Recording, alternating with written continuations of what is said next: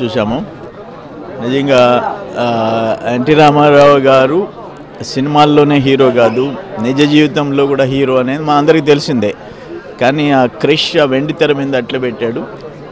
NT Ramarao గారి కుమారుడు బాలకృష్ణ గారు వాళ్ళ తండ్రి రోల్లో జీవించాడు. It's wonderful.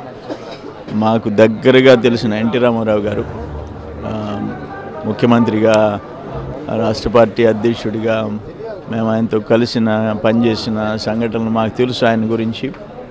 బట్ ఈరోజు ఈ పిక్చర్ మాత్రం చాలా చాలా చాలా మాటల్లో చెప్పాలంటే అద్భుతంగా చిత్రీకరించినారు.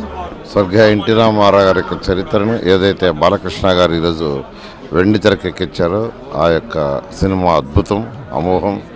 చాలా చాలా చక్కగా వెండి తెరకెక్కించారు.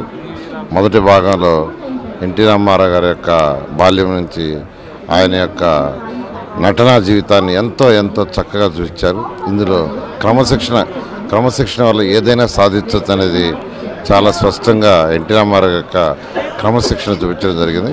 ఇంత చక్కటి ఎన్టీ రామారావు యొక్క జీవిత చరిత్రని వెండి తెరకెక్కించి మా అందరి కళ్ళ ముందు చూపించిన బాలకృష్ణ గారికి ప్రత్యేకంగా ధన్యవాదాలు తెలియజేస్తూ, బాలకృష్ణ ఎన్టీఆర్ ఫ్యాన్స్ అందరికి కూడా నా యొక్క శుభాకాంక్షలు తెలియజేస్తాను. ఎన్టీ రామారావు గారు కథానాయకుడిగా ఎలా వచ్చారో కళ్ళ కట్టినట్టు చూపించారు. కొన్ని సన్నివేశాలు కన్నీళ్ళు పెట్టించినాయి.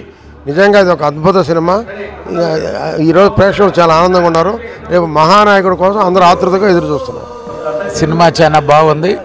నందమూరి తారక రామారావు గారి తనయుడిగా బాలకృష్ణ గారు ఆ పాత్రలో జీవించారు.